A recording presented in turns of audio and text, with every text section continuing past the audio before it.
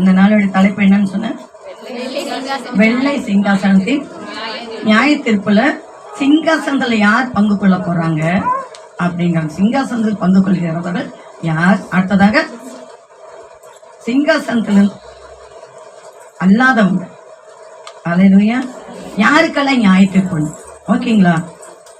சிங்காசனத்தில் இல்லாதவர்களுக்கு யார் அவர்கள், யாருக்கு அந்த நியாய தீர்ப்பு என்பதை பார்க்க முடியாது. வாசிங்க மத்தேயு புத்தகத்துல 19ஆம் அதிகாரத்துல 28வது வசனம். அதற்கு இயேசு மறுஜென்ம காலத்திலே மனுஷகுமாரன் சரிமா என்னை பின்பற்றின நீங்களும் இஸ்ரவேலின் 12 கோத்திரங்களையும்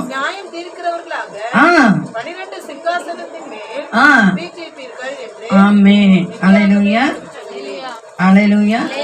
பாருங்க, மீன்பிடியாளர்களா இருந்தாங்க, சகல வேலைகளை செய்து கொண்டாங்க. யாருங்க? சீசர்கள் இல்லைங்களா? அவர்களை அழைத்து சீசர்களாக்கி அப்போஸ்தலர்களாக்கி மறுநாமம் கொடுத்து பாருங்க, அவர்களுக்கு ஆண்டவர் கொடுக்கிற ஒரு வார்த்தை என்ன தெரியுங்களா? நீங்க இஸ்ரவேலை நியாயம் தீர்க்க நீங்க என்னோட கூட சிங்காசனத்தில் அமர்வீர்கள். காரணம் என்ன தெரியுங்களா? இந்த பூமியில அவரோட கூட இருந்து பாடுகளை சகித்தவர்கள். ஆமென். அவருக்காக வேலைப்பாடுகளை செய்து இன்னைக்கு நிறைய சொல்றாங்க, கைவிடப்பட்டாலும் பரவாயில்ல, நான் ரத்த சாட்சியா வந்துடுவேன்னு சொல்லி. என்னதுங்க? ரத்த சாட்சியா நான் வந்துடுவேன். நெவர். அந்த ரத்த செத்தால் ஆண்டவருக்காக சாவேன். எந்த விதத்துல செத்தா ரத்த சாட்சியா செத்தா அவருடைய சிங்காசனத்துக்கு பக்கத்துல உட்காருவாங்க தெரியுங்களா?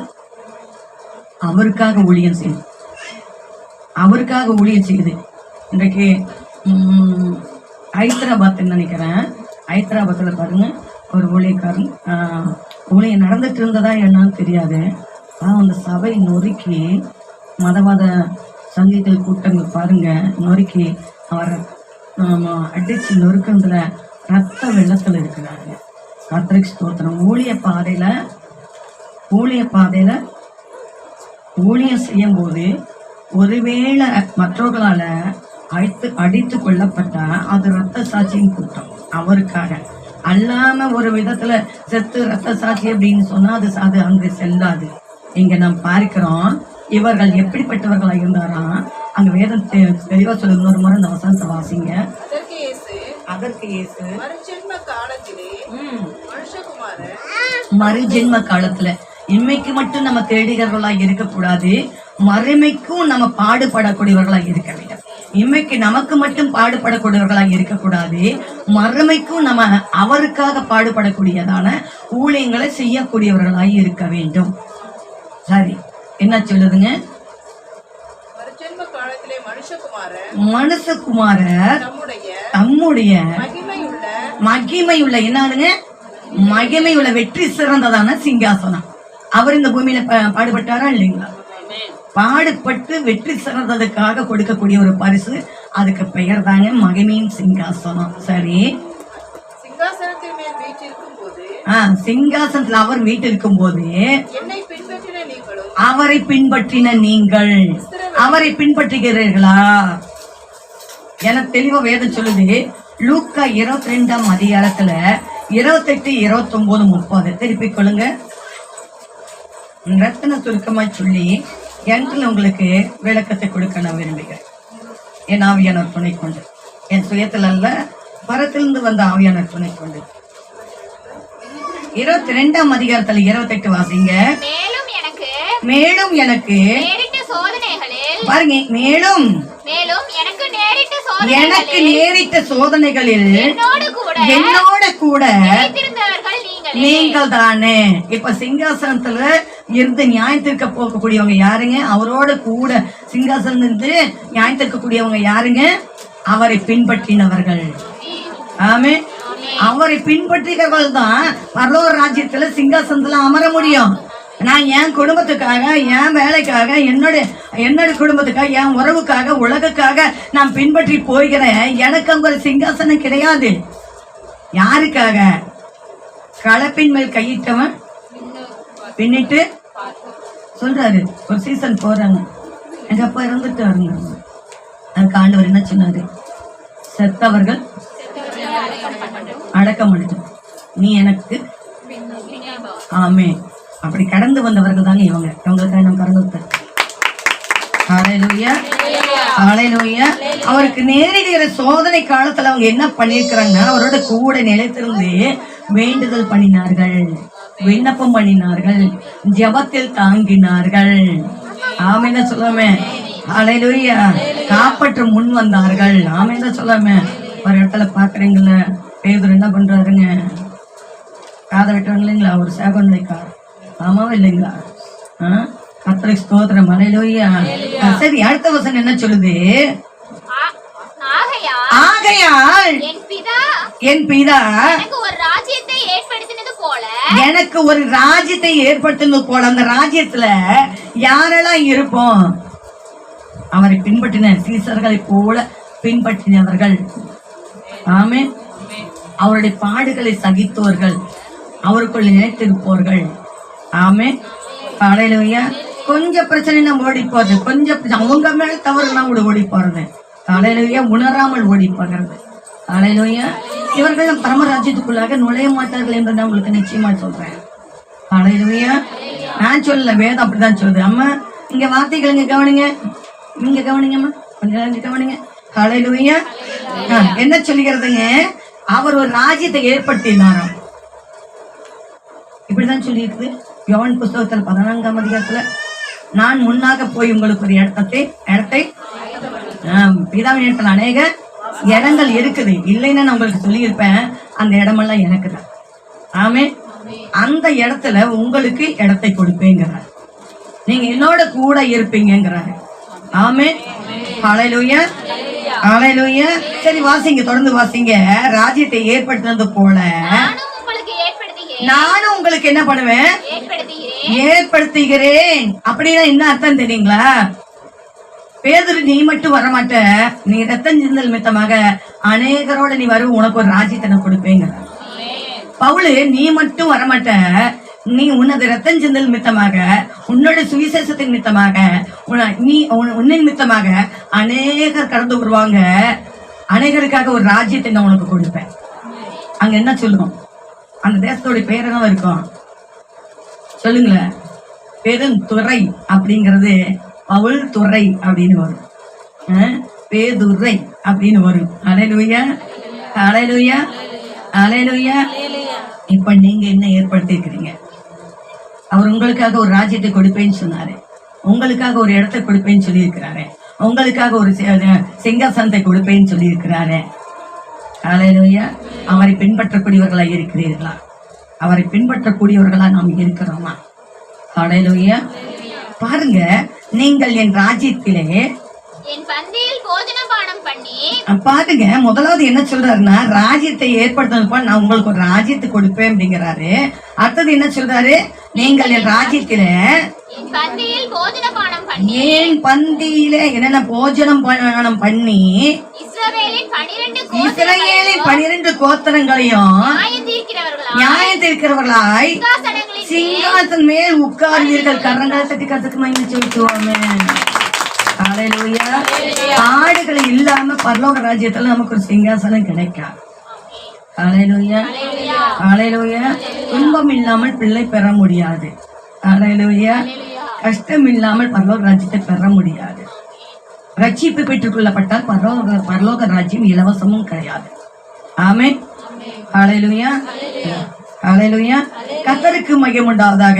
அப்போ அங்கு சிங்காசனத்தை பெறுகிறவர்கள், சிங்காசனத்தில் அமர்ந்தவர் நியாயத்தீர்க்கப்படும் பொழுது யார் பெறுகிறார்கள் என்று சொன்னால் அப்போஸ்தலர்கள் என்பதை நம்ம இங்க உறுதிப்படுத்திக்கிறோம். 1 கொரிந்தியர் புஸ்தகத்துல 6ஆம் அதிகாரத்தில் 2-3 இங்கு நம்ம அப்போஸ்தலர்களை குறித்து நாம் பார்த்தோம். தொடர்ந்து அங்கு என்ன சொல்லி இருக்கிறார் பவுல் அப்படிங்கறத நம்ம பார்க்க முடியாத 6ஆம் அதிகாரத்துல 1 கொரிந்தியர் 6ஆம் அதிகாரத்துல பரிசுத்தவான்கள் உலகத்தை நியாயம் தீர்ப்பார்கள் என்று என்னமா அறியீர்களா? உங்களுக்கு தெரியுமா?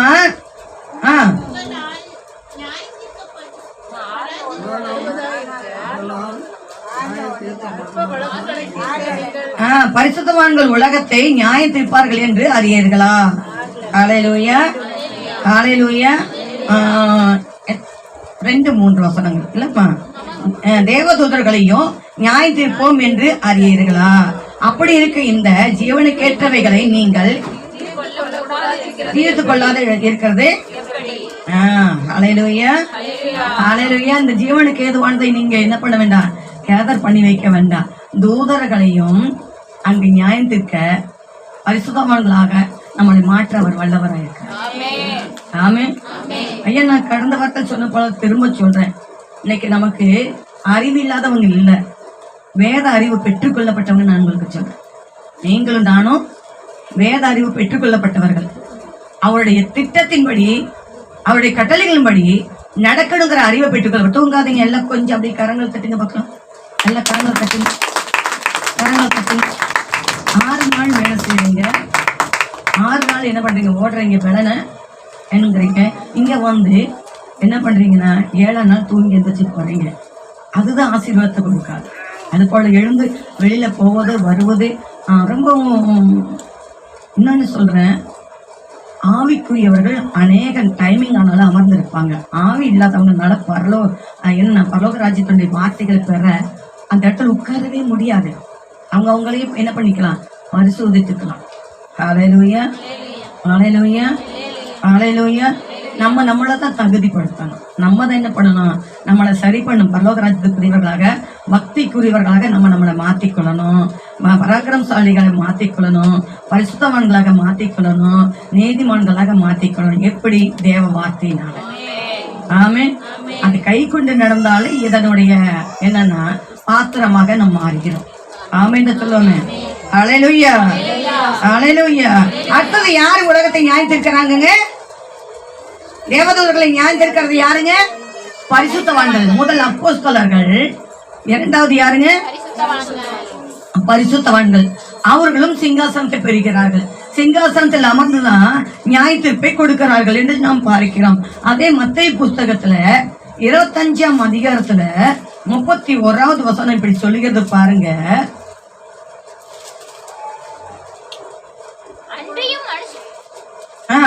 அன்றைய மனுஷகுமாரர் எப்படி பொருந்தினவராருங்க? வெற்றி சிறந்தவராக.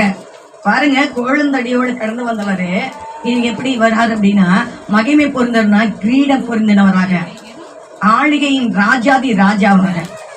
ஆமென். ஹalleluya, ஹalleluya. ராஜாதி ராஜாவுடைய அலங்காரம் எப்படி இருக்கும்? அதிகாரத்துக்கு உட்பட்டதா இருக்கும், ஆளுகைக்கு உட்பட்டதா இருக்கும். ஆமென் சொல்லுமே. அது ஜட்ஜ்மெண்ட்டுக்கு உட்பட்டதா இருக்கும், நியாயத்திற்கு ஏதுவாக இருக்கும். ஆமென் சொல்லுமே. அதான் இங்க சொல்லுகிறார். எப்படி வருகிறாரா? அன்றி மனுஷகுமார தமது மகிமை பொருந்தினவராய்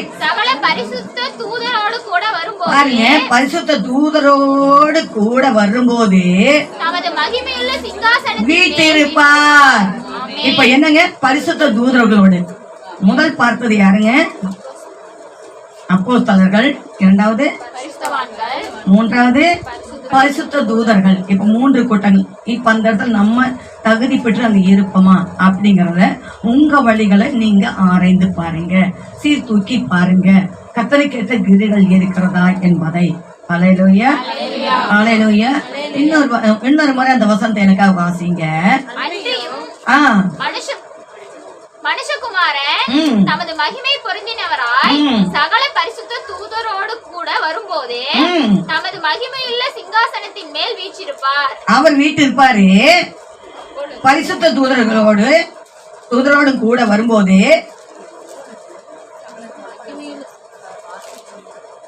சகல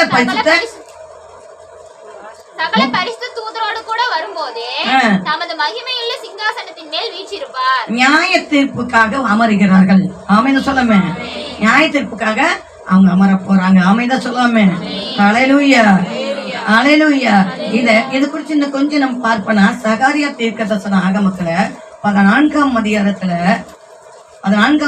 5வது வசனம் நான் சொல்லிட்டேன். இதை கொஞ்சம் கடகடன்னு கொண்டு போய் அங்க நான் நிறுத்த விரும்புகிறேன். 5வது வசனம். இவர் நியாயம் தீர்க்கப்படும் பொழுது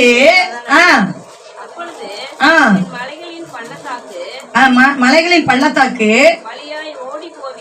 ஓடி போவீர்கள். மலைகளின் பள்ளத்தாக்கு ஆசால் மட்டும் போகும். ஆசால் மட்டும் போகும். யூதாவின் ராஜாவாகிய யூதாவின் ராஜாவாகிய உசியாவின் நாட்களில் பூமி அதிர்ச்சிக்கு தப்பி பூமி அதிர்ச்சிக்கு தப்பி ஓடி போனது போல் ஓடி போனது போல ஓடி போவீர்கள். ஏன்னா இங்க உட்கார்ந்து கேட்க முடியலையே சத்தியத்தை. அல்லேலூயா. அவருடைய பரிசுத்த கருத்துக்குள்ள ஆவியானுடைய கருத்துக்குள்ள அடங்கி நடக்க முடியலையே. தேவ வார்த்தையின்படி திட்டத்தின்படி நடக்க முடியலையே. அவர் கட்டளைகளை எல்லாம் கை கொண்டு நடக்க முடியலையே. அதனால அப்படி நடக்க முடியாதவர்கள் என்ன செய்வாங்களா? அந்த நாட்கள்ல இவர் நியாயம் தீர்க்கப்படுகிற நாட்கள்ல என்ன பண்ணுவாங்களா? ஓடி போவீர்கள் என்று தேவன் சொல்கிறாய். அப்புறம் என் தேவனாகிய கர்த்தர் வருவார். தேவரீரோடு எல்லா பரிசுத்தவான்களும் வருவார்கள். என்னங்க? எல்லா பரிசுத்தவான்களும் வருவார்கள். ஆமே தான் சொல்லுவோமே. இதை முன்னறிவித்தார். யார் தெரியுங்களா? இது பிற்காலத்தில் நடக்கக்கூடிய இந்த சம்பவத்தை சகாரியா அறிவித்திருக்கிறார். ஆமே தான் சொல்லாம 16ஆம் அதிகாரத்துல 27ஆவது வசனம் மத்தேயு புத்தகத்துல ஒரு எடுத்துக்கொள்ளப்பட்டு வாசிங்க பார்க்கலாம். எதற்காக 16ஆம் அதிகாரத்துல மத்தேயு புத்தகத்துல 27ஆவது வசனம் மனுஷகுமார தம்முடைய பிதாவுடைய மகிமை பொருந்தினவராய் வருவார். அப்பொழுது அவனவனுக்கு கிரியைக்கு தக்கதாக அவனவனுக்கு பலன் அளிப்பார். எதற்காக வருகிறாருங்க? எதற்காக இந்த சஜ்மெண்ட்? எதற்காக இந்த வெள்ளை சிங்காசனம்? எதற்காக அந்த பரிசுத்தவான்கள் உட்காருகிறார்கள்? தூதர்கள் உட்காருகிறார்கள், அப்போஸ்தலர்கள் உட்காருகிறார்கள். தேவ ஜனமே, அந்த பரிசுத்தவான்களோட நம்ம உட்கார்ந்தா நல்லா இருக்கும்னு நினைக்கிறேன். ஆமா இல்லைங்க? அதுக்கு நம்ம என்ன செய்யணும்? நம்ம என்ன பண்ணணுங்க? தகுதிப்படுத்தக்கூடியவர்களாக இருக்க வேண்டும். அதுக்குரிய பக்தி உள்ளவர்களாக மாற வேண்டும். ஐயா, 4 சுவிசேஷத்துல பார்ப்போம்னா இயேசு கிறிஸ்துவானவர் நடந்த பாதைகளை, அந்த சரித்திரத்தை ஆழமாய் நீங்க கடந்து போனால பரிசுத்தவான்களாக மாற வாய்ப்பு இருக்கு. தூங்க நேரம் இருக்கிற எனக்கு, வேலை செய்ய இருக்கிற நேரம் எனக்கு, படிக்க நேரம் இல்லை, தியானிக்க நேரம் இல்லை, ஜெபம் பண்ண நேரம் இல்லை. அந்த பிள்ளைங்க சொன்னது போல போன பார்க்கக்கூடியதான அளவுக்கு நேரம் இருக்கக்கூடிய எனக்கு தேவனுடைய வார்த்தை கேட்க எனக்கு நேரம் இல்லை. என்னங்க? உலகுக்குள்ளாக போகக்கூடியதான உறவுக்கு கொடுக்கக்கூடிய நேரம் எனக்கு தேவனுடைய வார்த்தைகள்ல போக எனக்கு நேரம் இல்லை. இன்னைக்கு நான் எதுக்காக ஜெபம் பண்றேன்னா, நான் என்ன பதவியில இருக்கணும், என்ன ஊழியத்தில் இருக்கணும், அதுக்காக நான் ஜெபம் பண்ணக்கூடிய மாறி போயிட்டேன். சரிங்களா? இப்ப நம்ம ஜோசப் பாஸ்டர் எடுத்துக்கலாம். இப்ப அவர் எங்க இருக்கிறாரு? எங்க வேலையில இருக்கிறாரு? எங்கேயா இருக்கீங்க? சக்தி பண்றீங்க. சூப்பர்வைசரா? சூப்பர்வைசர் பதவியை தக்க வைக்கும், பதவி உயர்வும், இன்னும் சம்பளங்கள் கூடவும், என்னோட கூட இருக்கிறவங்களுக்கும் அந்த நன்மை நடக்கும். என்ன பண்ணிட்டாருங்க? அதுக்கு மட்டுமே ஜெபம் பண்ணக்கூடியவராக மாறிட்டார். இப்படிதான் ஒவ்வொருத்தருடைய நிலைமைகள். கவனிக்கிறவங்க தன்னை குறித்து, தன்னுடைய உழைப்பை குறித்து, தன்னுடைய குடும்பத்தை குறித்து மட்டும்தான் ஜெபிக்கிறாங்க. இல்லாம அல்லேலூயா, கர்த்தருக்குரிய கிரிகள் இருக்கிறதா? அதற்கெல்லாம் டைமிங் இருக்கிறது. தேவ வார்த்தை நமக்கு என்ன கத்துக் கொடுக்கிறது? தியானிக்க நேரம் இருக்கிறதா? அல்லேலூயா. அங்க சஜ்ஜமெண்ட் எதுக்கு உட்காரு தெரியுங்களா? நீ வேதத்தை படிச்சியா? நீ பைபிள் படிச்சியா? ஒரு நாளைக்கு எத்தனை அதிகாரம் படிச்ச? எத்தனை நீ வசனத்தை படிச்ச? அப்படின்னு அங்க கேள்விகள் வரும். கடைசியில் நம்ம அதை பார்க்க போகிறோம். பாருங்க. ஹல்லேலூயா, ஹல்லேலூயா. எப்படிப்பட்டவரா வருகிறாருங்க? யாருடைய மகிமை பொருந்தினவராக? அவருடைய மகிமை. ஆமே. எதற்காக வருகிறாருங்க? கர்த்தருக்குள்ள எப்படி கட்டப்பட்டு இருக்கிறோம், எவ்வளவு பக்தியா இருக்கிறோம், பக்தியற்றவர்களா இருக்கிறோம், எதற்காக நம்ம வாழ்ந்து கொண்டு இருக்கிறோம், அதற்கு பதில் கொடுக்கும்படியாக கடந்து வருகிறார். இப்ப இவர்களெல்லாம் செய்து முடிச்சாங்க.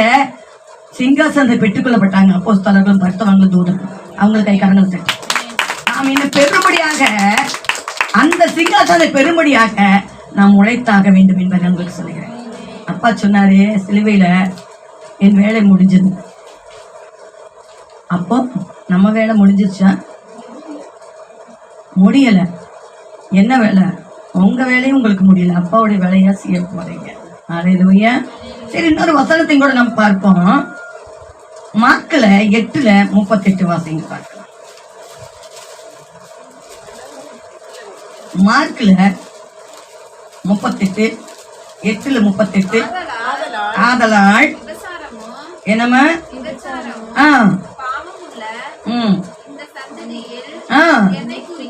என்ன குறித்தும்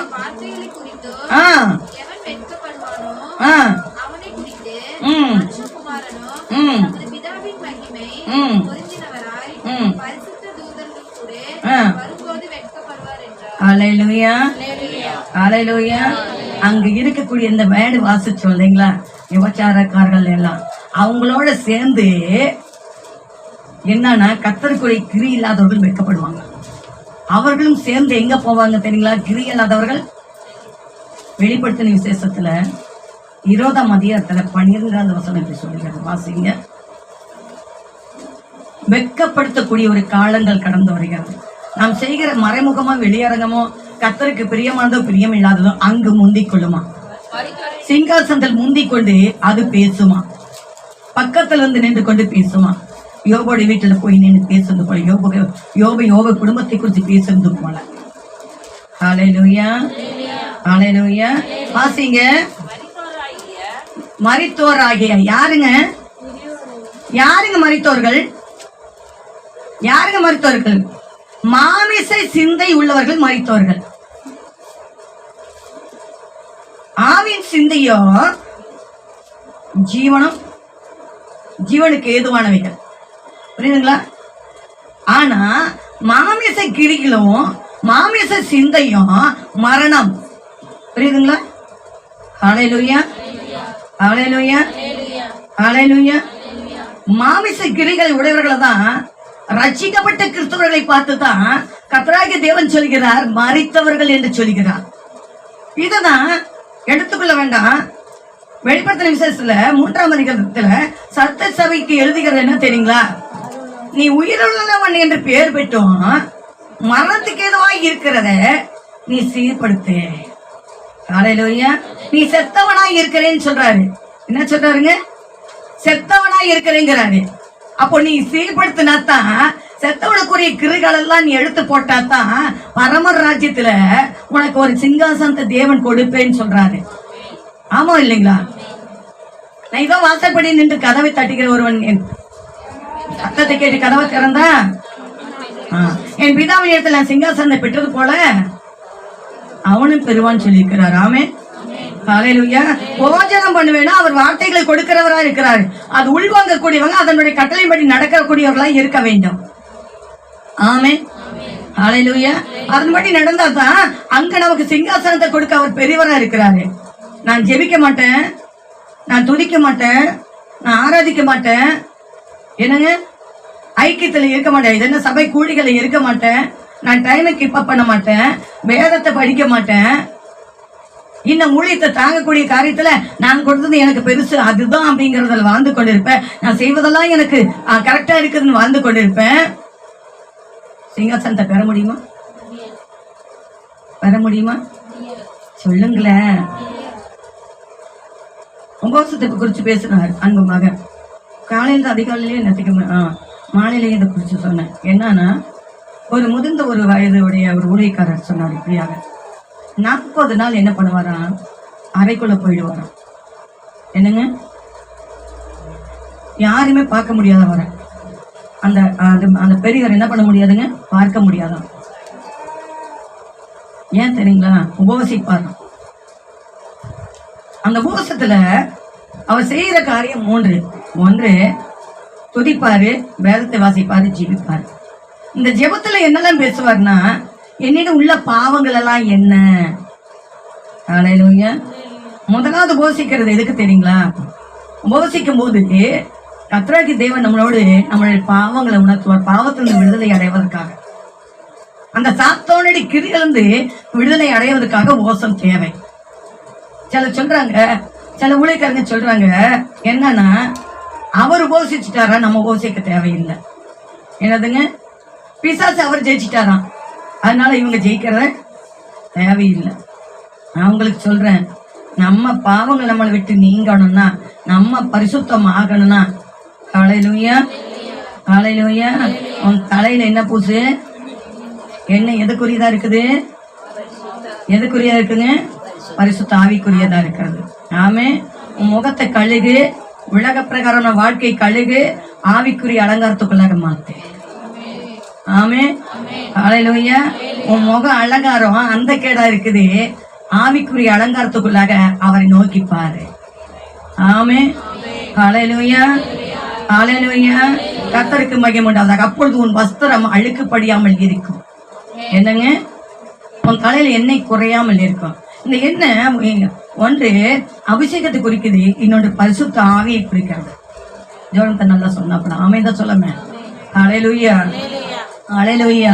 பரிசுத்த ஆவிக்குரிய கிரீட நம்ம மேல இருக்கணும். ஆமே.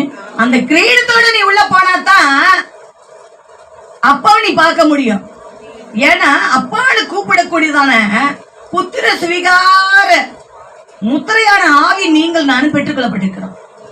ஆமே. ஹல்லேலூயா. அப்ப நீங்கள் நான் எதற்குரியவங்களா இருக்க? கொஞ்சம் தூங்காதீங்க, விழுத்துருங்க. ஹல்லேலூயா ஹல்லேலூயா. அப்படியே கொண்டு போயிடும், வேண்டாம். ஹல்லேலூயா. சிங்காசனத்தோட நியாயத்தீர்ப்பு குறிச்சு பேசிட்டு இருக்கீங்க. சிங்காசனத்துடைய நியாயத்தீர்ப்பு குறிச்சு விழுத்துருங்க. ஹல்லேலூயா ஹல்லேலூயா. கர்த்தருக்கு மகிமை உண்டாவதாக. இப்ப என்ன காரியங்களை வாசித்தோம்? நம்ம அங்க வெக்கப்பட்டு போயிடுவோம், அங்க நம்ம வெக்கப்பட்டு போயிடுவோம், அவர்களோடு சேர்ந்து நியாயத்திற்கப்பட்டு போயிடுவோம். இப்பொழுது இங்குதான் மாமிச சிந்தை மரணம். ஹல்லேலூயா. மாமிச சிந்தைக்குரிய கிரிகளை அகற்றி ஆவிக்கேற்றதான போஜனத்தை புசித்து ஆவிக்கேற்ற சிந்தையில நீங்களும் நானும் வாழ்வான்னா உங்களுக்கு எனக்கும் நிச்சயமா சிங்காசனம் இல்லாமல் போவதில்லை. ஆமே ஆமே ஆமா நம்ம. ஹல்லேலூயா ஹல்லேலூயா. இன்னொரு சரி, அந்த வசனத்தை வாசிங்க, தொடர்ந்து வாசிங்க. மரித்தோராகிய பாத்தீங்களா? இப்ப எங்க இங்க சிங்காசனம்? நான் ஏன்னா கொஞ்சம் இன்னொரு முறை சொல்லிக்கிறேன். என்னன்னா, இந்த உலகத்தில் இருக்கிறதான அவரால் படைக்கப்பட்ட எல்லாம், மரம் செடி கொடி சமுத்திரம் எக்ஸ்ட்ரா வானம் பூமி எல்லாமே ஒண்ணு. அடுத்தது மனிதர்கள், அவர்கள் யாரை பின்பற்றுறாங்க? சாத்தானே. அப்போ சாத்தான் எல்லாத்துக்குமே சேர்ந்து அவங்களுக்கெல்லாம் பூமியிலே நியாய தீர்ப்பு. புரியுதுங்களா? அவங்களுக்கெல்லாம் பூமியிலே நியாய தீர்ப்பு. அப்ப இங்க அங்க நிக்கிறவங்க யாரு? அந்த சிறியோர் பெரியோர் யாரு? வாசிங்க மத்தேயு புத்தகத்துல 25ஆம் அதிகாரத்துல 32வது வசனம். இல்லமா 32வது வசனம். இது அப்படியே வைங்க, இதுல இருந்து நம்ம அங்க கடந்து போவோம். பாருங்க, இப்பொழுது பாருங்க, அங்க சொல்லப்படுகிறது அப்பொழுது சகல ஜனங்களும் இப்ப இந்த சிங்காசனத்துக்கு முன்பாக சேர்க்கப்படுவார்கள். பாருங்க, மேய்ப்பனானவர் செம்மறி ஆடுகளையும் வெள்ளாடுகளையும் வெவ்வேறாக பிரிக்கிறது போல் அவர்களை அவர் பிரித்து போதுமானது. ஹல்லேலூயா. நான் உங்களுக்கு சொல்றேன், இப்ப எல்லாருமே பார்க்கும்போது கிறிஸ்தவர்கள் தான், எல்லாருமே பார்க்கும்போது பரிசுத்தவான்கள் தான், எல்லாருமே பார்க்கும்போது நீதிமான்கள் தான். சண்டே மார்னிங் என்றால் வேஷம் போடும் நேரம். அப்புறம் அது மறந்துட்டு இருந்த பட்டு. ஹல்லேலூயா. ரவி பார்த்து அழகா பாடி இருக்கிறாரு. ஹல்லேலூயா ஹல்லேலூயா ஹல்லேலூயா. தன்னை பரிசுத்தவான் என்று காட்டிக்கொள்ளும் நேரம் பாடியிருப்பாரு. உங்களுக்கு சொல்றேன், கவனிக்கிறவங்க கவனிக்கிறவங்க கவனிக்கிறவங்க. ஹல்லேலூயா ஹல்லேலூயா. திரும்ப அந்த வசனத்தை வாசிங்க எனக்கு. அப்பொழுது சகல ஜனங்களும் சேர்க்கப்படுவார்கள். இப்ப என்னன்னா, அது சிஎஸ்ஐ ஆர்சி பெந்தகோஸ்து அது எக்ஸ்ட்ரா பல தரப்பட்டவர்களா இருக்கலாம். ஆனா கிறிஸ்தவர்கள் என்னங்க, ஜனங்கள் இப்ப என்ன ஆகுறாங்க? ஒரே இடத்துக்கு சேர்க்கப்படுகிறாங்க. எங்க சேர்க்கப்படுகிறாங்க? பிதாவின் மகிமை பொருந்தினவராக அவர் வீட்டிருக்கிறாரு. அவருக்கு மத்தியில அவர்கள் முன்னணியில என்ன பண்றாருங்க? நிற்கப்படுகிறாங்க. ஆமென் சொல்லுமே. நிறுத்தப்படுகிறார்கள். ஆமென் சொல்லுமே. அப்பொழுது அவர் என்ன செய்யறாருன்னா பிரிக்க ஆரம்பிக்கிறாரு. பிரிக்கும் பொழுது கூட்டம் போது ஜனங்கள், பிரிக்கும் போது ஆடுகள், செம்மறி ஆடுகள் அப்படிங்கிறாரு, வெள்ளாடுகள்ங்கிறாரு. இந்த செம்மறி ஆடெல்லாம் வலது பக்கம் நிறுத்துறாரு. வெள்ளாடுகள் எல்லாம் என்ன பண்றாருங்க? அங்கதான் பிரிக்கிறாருங்க. இன்னைக்கு நான் செய்வது எனக்கு சரியாக இருக்கலாம், நான் போகிற பாதைகள் எனக்கு சரியா இருக்கலாம், நான் நடக்கிற பாதைகள் எனக்கு சரியா இருக்கலாம். ஏன்னா எங்கிட்ட ஒருத்தன் உட்கார வச்சிருக்கிறேன், அவன் சொல்றான் நீ இப்படிதான். கிட்டத்தட்ட 2003 2004 நினைக்கிறேன். என் பிள்ளைக்கு இன்னைக்கு பிரிஞ்சு போகலைங்க, அன்னைக்கே பிரிஞ்சு போயிட்டாங்க. ரட்சிக்கப்பட்டு 2000 ரட்சிக்கப்பட்டு என் 3 பிள்ளைகளும் என் தாயாரும் நானும் அதிக நேரம் தேவனுடைய பாதத்துலதான் உட்கார்ந்து அதிகமா நாங்க தியானத்துல கடந்து போவோம். என்னங்க, அன்னைக்கே நாங்க திறப்பின் வாசல் தாங்க ஜீவிப்போங்க. இதுல ஒரு ஓனாய் வந்துச்சுங்க. என்னதுங்க? ஆட்டின் தோலை போத்தின ஒரு ஓனாய் வந்துட்டு என் பிள்ளைகள் எல்லாம் பார்த்து எங்களை பார்த்து என்ன சொல்லிச்சு தெரியுங்களா? ஊழியக்காரங்கிற போர்வையில வந்துட்டு என்ன சொல்லிச்சு தெரியுங்களா? எப்ப பார்த்தாலும் வேதத்தை படிக்க வச்சுக்கிட்டு, எப்ப பார்த்தாலும் உங்க அம்மா சொல்றது நீங்க கேட்காதீங்க. என்னதுங்க? அம்மா சொல்லுவத கேட்காதீங்க, எந்த நேரம் பார்த்தாலும் ஜபமும் எப்ப பார்த்தாலும் அப்படின்னு. அந்த ஓனாயி ஹல்லேலூயா சொன்னதுக்கு அப்புறம் அந்த பிள்ளைகள் அப்படி டோட்டலா உலகத்தின் வாழ்க்கைக்குள்ள கடந்து போனாங்க. தெரியுங்களா?